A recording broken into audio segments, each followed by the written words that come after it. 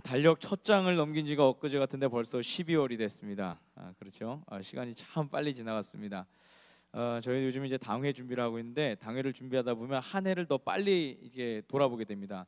저는 벌써 2018년 끝까지 지금 다 계획을 다 보고 왔거든요. 한 해를 다 산 것 같아요 벌써. 매년 1월 1일이 되면 우리가 약속을 합니다. 자기 자신과 약속하시는 분들도 있고요. 또 우리 자녀들과 약속하시는 분들도 있고, 뭐 신앙의 약속을 하시는 분들도 있고, 아니면 삶에서 어떤 부분에 대해서 절제하겠다 약속하시는 분들도 있고, 다양한 약속들을 합니다. 여러분 어떻습니까? 이제 그 약속을 결산하는 달이 됐습니다. 약속 잘 지키셨습니까? 네. 이럴 거다 예상은 했습니다. 저도 제 스스로와 약속을 했는데, 우리 청년들도 잘 알고 있는데, 제 신체 변화가 일어나서 그 신체 변화를 다시 원상태로 돌리고자 저 스스로와 약속을 했는데 아무래도 내년으로 좀 미뤄야 될 것 같습니다. 네.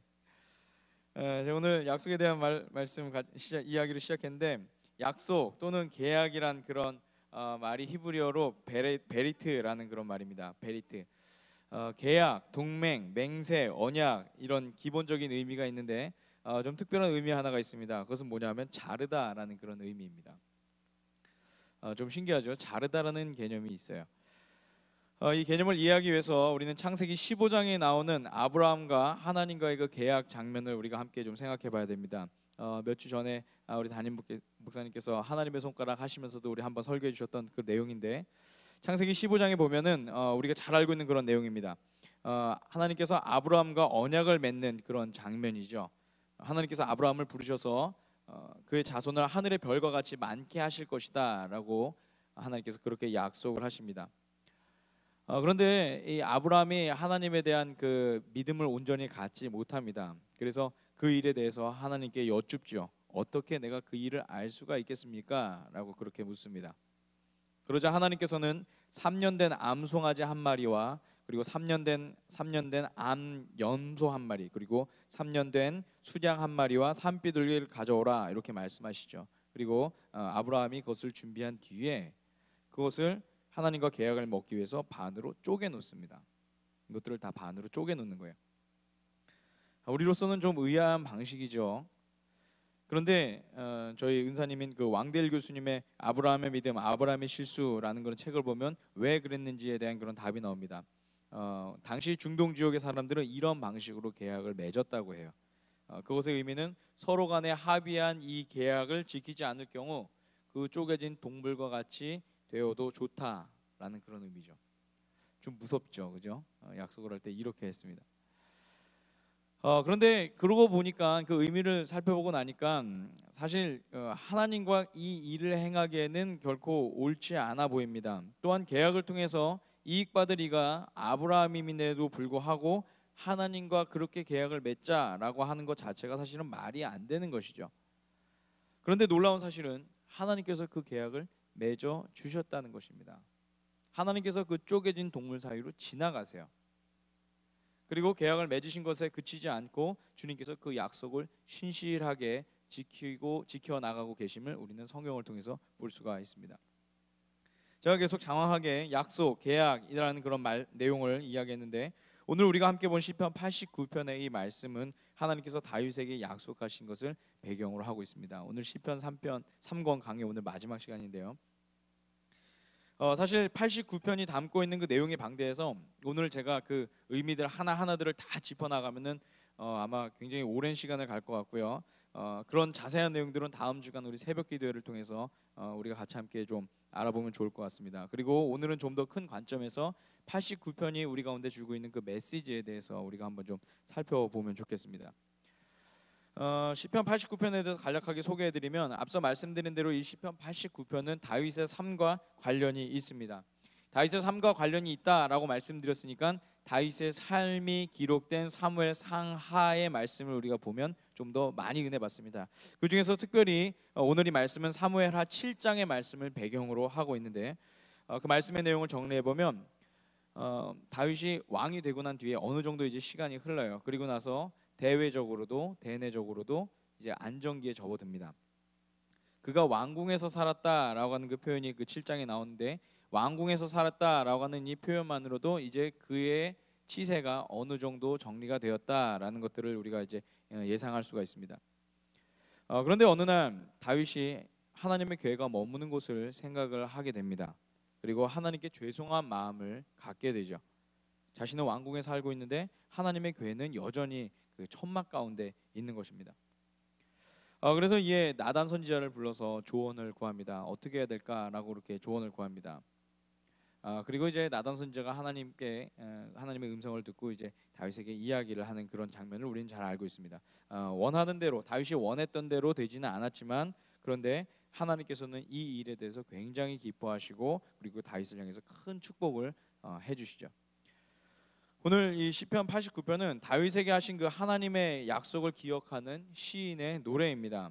다윗이 직접 기록하진 않았고 성경은 에스라 사람 에단이 기록한 시다라고 그렇게 표지에 나와 있습니다. 근데 이 에스라 사람이라는 말에 대해서는 열왕기상 4장 31절에 나오는 예스라 사람 에단을 말하는 것이라고 우리 신학자들은 보고 있습니다. 그리고 이 에스라 사람이라는 말이 에즈라히라는 이 말은 성경에 딱 한 번 나오는데, 세라 가족의 에스라 사람이라는 그런 뜻입니다. 한 가문에 대한 그런 이야기다라는 것이죠. 그리고 작가로 나오는 이 에단이라고 하는 이 사람은 솔로몬 시대의 지혜자 중에 한 사람으로 그렇게 알려져 있습니다. 그래서 그가 다윗의 인생을 쭉 돌아보면서 하나님께서 다윗에게 베풀어 주셨던 그 공의와 그 은혜들을 기록했던 그런 시다라고 우리가 그렇게 보면 좋을 것 같습니다. 오늘 시편 89편, 이 시편 89편을 읽다 보면 유독 눈에 띄는 표현이 있습니다. 혹시 발견하셨는지 모르겠는데 바로 신실하심이라는 그런 표현입니다. 사실 우리가 많이 쓰기 때문에 이게 뭐 특별할까라고 생각하는데, 사실 오늘 이 시편에서 굉장히 특별하게 나오는 단어입니다. 히브리어로는 에무나이고요, 영어로는 faithfulness 이렇게 이야기합니다. 신뢰할 만하다라는 그런 의미가 있고요, 성실하다라는 그런 의미도 있습니다. 시편에는 이 신실하다, 이 에무나라고 하는 이 단어가 총 22번에 걸쳐서 나오게 되는데, 그 중에서 유독 89편에만 7번이 나옵니다. 그러니까 이 시인이 굉장히 이 단어에 많은 집착을 했다, 이 단어에 굉장히 많은 의미를 부여했다라는 것을 우리는 이해할 수가 있을 것입니다. 근데 사실 의미만을 살핀다면 뭔가 좀 딱딱하게 다가올 수도 있는 그런 단어이죠. 이미 우리가 다 알고 있는 것이니까 성실하고 신뢰할 만하고 이런 건 이미 다 알고 있죠. 그런데 제가 말씀을 묵상하다가 이 단어가 쓰여진 또 다른 본문, 출애굽기 17장 12절의 말씀을 보면서 굉장히 큰 감동을 받았습니다. 우리 함께 출애굽기 17장 12절의 말씀 읽겠습니다. 시작. 모세의 팔이 피곤함에 그들이 돌을 가져다가 모세의 아래에 놓아 그가 그 위에 앉게 하고 아론과 훌이 한 사람은 이쪽에서 한 사람은 저쪽에서 모세의 손을 붙들어 올렸더니 그 손이 해가 지도록 내려오지 아니한지라. 아멘. 우리가 잘 아는 아말렉과의 그런 전투 장면입니다. 여호수아가 싸웠고 그리고 모세가 그 위에서 손을 들었어요. 그리고 손을 들면 이스라엘 군대가 이기고 손을 내리면 이스라엘 군대가 집니다. 그것을 본 아론과 훌이 다가가서 본인들이 이제 또 옆에서 헌신을 하죠. 그래서 모세의 그 팔을 붙들었습니다. 해가 질 때까지 내려오지 않았다라고 그랬어요. 자, 모세의 손이 내려오지 않은 건 여러분 상상이 되시나요? 모세의 손이 내려오지 않은 건 계속해서 들고 있는 거죠. 그런데 이 상태에 대해서 성경은 신실하다는 이 단어인 에무나라는 단어를 사용합니다. 손이 내려오지 않은 것에 대해서 에무나라고 하는 그런 단어를 사용해요. 저는 이 말씀을 묵상하면서 주님의 신실하심에 대해서 이렇게 좀 생각을 해보게 되었습니다. 주님께서 신실하시다라는 것은 단순히 개념적인 그런 이야기가 아니라 우리가 힘들고 어려운 삶의 전투 가운데서 승리할 수 있도록 주님께서 그 손을 내려놓지 않으시는 것, 우리를 도우시는 것, 그리고 주님께서 그런 분이시기 때문에 우리가 지금 내게 주어진 상황을 넘어설 수 있다라고 말이죠. 할렐루야. 주님께서 우리를 향해서 그렇게 손을 들고 계시다라는 것입니다. 사랑하는 여러분, 지금 여러분의 곁에서 두 손을 들고 계시고 우리의 삶을 승리로 이끄시는 주님이 느껴지십니까? 그분은 다윗에게 약속하셨듯이 그리고 아브라함에게 약속하셨듯이 오늘 이 시간도 우리의 삶을 인도하시고 은혜 내려주시는 그런 분이십니다. 제가 여기까지만 하고 설교를 마치려고 했는데 너무 좋겠죠. 그런데 설교를 마치려고 보다 보니까 질문이 하나 생겼습니다. 주님이 이렇게 좋은 분이신데, 주님이 이렇게 훌륭하신 분이신데, 주님이 이렇게 신실하신 분이신데, 그런데 우리는 왜 주님을 가깝게 경험하지 못하는가? 왜 그런 주님의 신실하심을 가깝게 경험하지 못할까라는 그런 질문이었습니다. 우리가 하나님의 신실하심에 대해서 불신할 때가 있다라는 것이죠. 왜일까요? 왜 우리는 하나님의 신실하심에 대해서 불신을 할까요? 그것은 우리가 하나님의 신실하심에 대해서 인간의 편에서 이해를 해 나가기 때문입니다. 더 구체적으로 말씀드리면, 인간과 인간 사이의 계약의 개념에서 신실함을 이해하다 보니까 우리의 죄나 잘못된 모습으로 인해서 하나님과의 모든 약속의 관계가 파기되고, 그리고 하나님으로부터 받을 은혜가 없다라고 스스로 느끼기 때문이다라는 것이죠. 다시 한번 정리하면, 하나님 편에서 문제가 있다라는 것이 아니라 하나님의 신실하심에 대해서 우리가 한계를 긋고 오해를 하고 있다라는 것입니다. 아마도 가장 큰 오해는 우리의 죄로 인해서 그분의 은혜에서 벗어났다라고 생각하는 것일 것입니다. 마치 창세기 3장에 나오는 아담과 하와의 모습, 그 모습처럼 말이죠. 이들이 하나님께서 먹지 말라고 하신 그 선악과를 따먹은 뒤에 가장 먼저 한 일이 무엇인지 우리 다 알고 있죠. 그것은 무엇이었습니까? 바로 하나님을 피하는 일이었습니다. 우리 함께 창세기 3장 6절에서 8절의 말씀 같이 화면 보면서 읽겠습니다. 시작. 여자가 그 나무의 열매를 보니 보암직도 하였다. 그뿐만 아니라 사람을 슬기롭게 할 만큼 탐스럽기도 한 나무였다. 여자가 그 열매를 따서 먹고 함께 있는 남편에게도 주니 그도 그것을 먹었다. 그러자 두 사람의 눈이 밝아져서 자기들이 벗은 몸인 것을 알고 무화과 나뭇잎으로 치마를 엮어서 몸을 가렸다. 그 남자와 아내는 날이 저물고 바람이 서늘할 때 주 하나님이 동산을 거니시는 소리를 들었다. 남자와 그 아내는 주 하나님의 낯을 피하여서 동산 나무 사이에 숨었다. 아멘. 자, 여러분, 지금 이 사람들은, 이 아담과 하와는 왜 하나님을 피해 있었을까요? 단순히 이들이 벗고 있었기 때문일까요? 아니죠. 이들은 자신들이 얼마나 큰 죄인지를 깨닫고 난 뒤에 하나님으로부터 받을 은혜가 더 이상 없다라고 그렇게 판단을 내린 것입니다. 그래서 하나님으로부터 숨어버린 것이죠. 자, 그렇다고 해서 이들이 하나님이 신실하신 분이 아니라고 생각한 것은 아니었습니다. 이들은 여전히 하나님은 신실한 하나님임을 알고 있습니다. 다만 이전과 달라진 것이 있었습니다. 그것은 뭐냐면, 자신들이 죄를 지었기 때문에 하나님의 신실하심이 나와는 상관없는 이야기다라고 그렇게 그들이 느낀 것이죠. 그들이 스스로에 대해서 그렇게 인정을 해버렸다는 것입니다. 그런데 여러분, 이것은 명백한 오해였습니다. 하나님은 여전히 그들을 향해서 너무도 신실하게 당신의 인자하심과 자비하심을 계속해서 드러내길 원하셨죠. 우리 함께 창세기 3장 21절의 말씀을 읽겠습니다. 시작. 주 하나님이 가죽옷을 만들어서 아담과 그의 아내에게 입혀주셨다. 저는 오늘 이 말씀을 대할 때마다 큰 감동을 받습니다. 여러분, 지금 이 상황을 한번 상상해 보세요. 앞서도 말씀드렸듯이 당시 아담과 하와는 자신들이 큰 죄를 지었기 때문에 더 이상 하나님으로부터 받을 은혜가 없다라고 그렇게 생각을 했습니다. 그리고 숨어 있으려고 했었죠. 어떻게든 하나님의 낯으로부터 멀어지려고 했습니다. 그런데 하나님은 그런 이들에게 여전히 당신께서 사랑하고 계시고 보살피신다라는 그런 증거로 손수 가죽옷을 만들어 주시고, 더 나아가 그것을 그들에게 입혀 주시기까지 하셨다라는 것입니다. 하나님의 편에서 변한 것이 있습니까? 변한 것이 없죠. 하나님께서 인간을 대하셨을 때 가졌던 그 사랑의 감정은 여전히 그대로 있었다는 것이죠. 하나님의 은혜가 끊어졌습니까? 여전히 끊어지지 않았다는 거예요. 여전히 하나님의 은혜는 이들을 향해 있었고 그분의 신실하심은 결코 멈추지 않았다는 것입니다.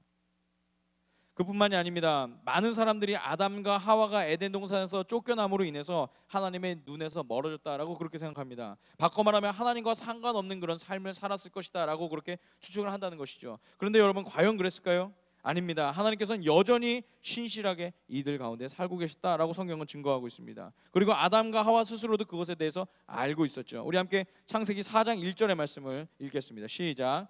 아담이 자기 아내 하와와 동침하니 아내가 임신하여 가인을 낳았다. 하와가 말하였다. 주님의 도우심으로 내가 남자 아이를 얻었다. 지금 하와가 뭐라고 고백하고 있습니까? 자신이 아들을 낳았는데 이는 하나님께서 도와주셨기 때문이라고 그렇게 고백하고 있어요. 하나님께서 도와주셨기 때문에. 이 말이 의미하는 바가 무엇입니까? 자신이 비록 더 이상 에덴에 거주하지 못하지만 하나님의 은혜는 멈추지 않고 자신들을 향해 있었다라고 그렇게 고백하고 있는 것이죠. 즉 하나님은 그들의 삶 가운데에서 당신의 손을 결코 내리지 않으셨다라는 것입니다. 할렐루야. 하나님은 결코 그들을 향해서 당신의 손을 내리지 않고 계셨어요. 아담과 하와 부부는 그것을 믿고 있었다라는 것이죠. 비단 그일 뿐만이 아닙니다. 이들 가정의 뜻하지 않은 분쟁으로 인하여서 아벨을 잃게 되었어요. 그런데 하나님은 이때 이들 가정을 보살피시고 그들에게 또 다른 아들을 주십니다. 그리고 그 은혜를 깊이 경험한 하와는 또다시 이렇게 고백을 합니다. 하나님이 가인에게 죽은 아벨 대신에 다른 씨를 나에게 허락하셨구나. 아담이 허락했다라고 그랬습니까? 아니요, 하나님이 허락하셨다라고 그랬어요. 인류 최초의 죽음, 그것도 자연사도 아닌 자기 자녀들 사이에서 벌어진 그 살인으로 인하여서 큰 상심을 경험한 부부에게 하나님은 여전히 변하지 않으시고 은혜의 눈길을 돌리지 않으셨음을 오늘 성경은 우리 가운데 계속해서 증거하고 있다라는 것입니다. 그런데 여러분, 만일 우리가 이런 상황을 경험했다면 여러분, 우리는 어땠을까요? 어쩌면 내가 과거에 선악과를 따먹은 죄로 인해서 우리 자식들에게 하나님의 저주가 내렸다고 우리는 생각하지 않을까요? 아직도 내게 남은 죄가 있어서 여전히 하나님께서 벼르고 계신다라고 두려워서 떨며 우리는 그렇게 하나님의 낯을 또 피하지는 않을까요?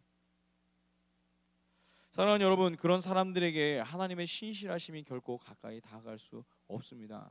하나님의 신실하심은 당신의 신실하심을 믿는 자들에게 더 깊이 다가가는 은혜인 줄로 믿습니다. 지금 제가 이제 잘은 치지 못하지만 기타 하나를 이제 4년 전에 구입을 했습니다. 비싼 것은 아닌데 제가 사고 나서는 굉장히 좀 마음에 들어해서 제가 기타님 하고 이렇게 부르면서 이렇게 막 애지중지했어요. 기타에게 막 님자 붙이면서 함부로 손도 못 대게 이렇게 했습니다. 누가 친다 그러면은 이제 손 씻고 와서 치라고 이렇게 할 정도로 이제 그랬었습니다. 그런데 그것이 이제 1년 정도 이렇게 지나고 나니까 제가 이렇게 기타 치려고 하다가 자칫 잘못해서 이 어깨 매는 이 스트랩이 이 끈이 이제 떨어졌어요. 그래서 이제 그만 이 기타가 바닥에 탁 떨어지면서 뒤쪽 측면이 깨져 버렸습니다. 마음이 굉장히 아팠겠죠. 그날로 가서 얼른 수리를 맡기고 그리고 며칠 뒤에 이것을 다시 찾아왔습니다. 근데 아끼다 보니까 이제 깜짝같이 수리되지는 않아요. 나무로 돼 있고 이러다 보니까 깜짝같이 수리되지는 않고 그 깨어진 상처를 이제 여전히 갖고 있습니다. 지금도 이제 갖고 있어요. 그런데 여러분, 사람 마음이 참 이상한 게 있어요. 뭐냐면 한번 망가지고 나니까 기타에 대한 소중함이 점점 사라졌습니다. 옛날엔 기타님 불렀는데 그냥 기타입니다. 네, 그냥 기타죠. 그냥 아무나 칠 수 있어요. 가끔 빌려주기도 합니다. 그리고 다른 기타에 눈을 돌리고 새 거 사고 싶다 이러면서 이제 막 그런 거죠. 굉장히 마음이 참 간사한 것 같습니다. 근데 저만 경험한 일은 아닐 거라고 저는 생각합니다. 우리가 처음 샀을 때는 애지중지하던 그런 휴대폰들이나 전자기기 또는 옷들 이것들 어떻습니까? 점차 시간이 가다 보면 손상이 되거나 이러면 그 소중함이 반감이 되죠. 자동차를 사도 그렇습니다. 철칙이 하나 있습니다. 첫 번째 긁을 때까지는 자동차가 엄청 소중한데 한번 긁고 나면 그때부터 편하게 타요. 그죠? 기계에 대해서만 그런 것도 아닙니다. 사실은 우리가 사람과의 관계에서도 마찬가지인 것 같습니다. 처음에는 둘도 없이 좋은 사이였던 그런 이들이 어떤 계기로 인해서 한순간 실망을 하게 되면 그 뒤에는 서로에 대한 소중함이 반감될 수밖에 없겠죠. 서로가 상처를 갖고 있다 보면 서로에 대한 소중함이 그렇게 떨어질 수밖에 없습니다. 신실하다고 말할 수 있을까요? 결코 신실하다라고 그렇게 말을 할 수 없을 것입니다. 그런데 여러분, 오늘 주님은 어떤 분이십니까? 오늘 성경이 우리 가운데 증거하고 있는 주님은 어떤 분이시죠? 시편 89편의 저자는 하나님께서 다윗에게 약속하신 그 약속을 자신들의 삶으로 끌고 들어옵니다. 옛날에 다윗이 그랬대라고 그렇게 하지 않고 다윗에게 약속하셨던 그 하나님의 그 신실함을 자신의 삶으로 끌고 들어와요. 그리고 자신의 삶에서 늘 변치 않으시고 신실하게 당신의 손을 들고 계시는 주님을 고백을 하죠. 그것은 상황이나 환경에 영향을 받는 것이 결코 아니었습니다. 심지어 우리의 죄마저도 그분의 신실하심을 막을 수는 없었죠. 우리는 흠이 생기고 문제가 생기면 바꿔야겠다라고 그렇게 생각을 합니다. 그런데 하나님께서는 차라리 혼내서라도 바로 잡으실지언정 우리를 향한 당신의 약속을 신실하게 지키신다. 할렐루야. 오늘 시편 89편 30절과 34절의 말씀이 그 부분을 고백을 하고 있습니다. 우리 같이 함께 읽겠습니다. 그러나 그의 자손이 내 법을 내버리고 내 규례를 따라서 살지 않고 내 율례를 깨뜨리고 내 계명을 지키지 않으면 나는 그 죄를 물어 채찍으로 치고 그 죄악을 물어 매질할 것이다. 그러나 그에게 약속한 나의 진실함은 변하지 않을 것이며 나는 내 언약을 깨뜨리지 않으며 내 입으로 말한 것은 결코 번복하지 않는다. 할렐루야. 할렐루야. 주님께서는 결코 주님의 신실하심을 포기하지 않으시고 주님의 그 은혜 주심을 포기하지 않으시고 주님께서 우리와 함께 맺은 그 약속을 포기하지 않으시고 그 입으로 말씀하신 그 일에 대해서 번복하지 않으시고 우리 가운데 신실하게 계속해서 말씀하시는 분이십니다. 오늘 성경은 우리 가운데 그것을 증거하고 있어요. 사랑하는 여러분, 지금 이 순간 우리가 주님의 신실하심을 경험하지 못하고 있다면, 주님이 우리와 함께 하신다라는 그것을 고백하고 있지 못하다고 한다면, 여러분 지금 이 순간 우리가 다시 한번 주님을 바라보길 간절히 소망합니다. 우리를 향하여서 끊임없이 바라보시는 주님, 포기하지 않으시는 주님, 우리가 그분을 바라보며 나아가길 간절히 소망합니다. 멀어진 것은 주님의 마음이 멀어진 것이 아닙니다. 우리가 주님으로부터 떨어진 것이죠. 여러분, 여러분의 발걸음을 돌이켜 하나님께 돌아오면 탕자를 받아주셨던 아버지의 그 사랑으로 주님은 오늘 이 시간 우리를 만나주시고 우리 가운데 변함없는 그 약속의 반지를 다시 한번 끼워 주실 것입니다.